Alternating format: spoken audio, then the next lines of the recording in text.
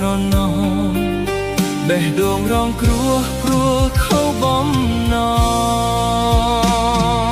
ង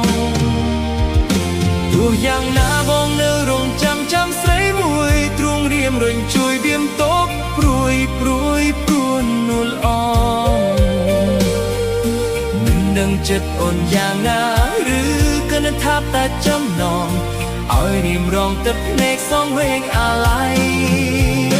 ទោះយ៉ាងណាបងនៅតែស្នេហ៍ពេលពៅលងលូអីលើក៏បងនៅចាំពីស័យ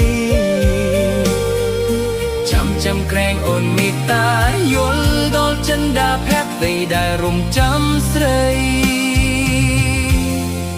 គ្រប់វេលា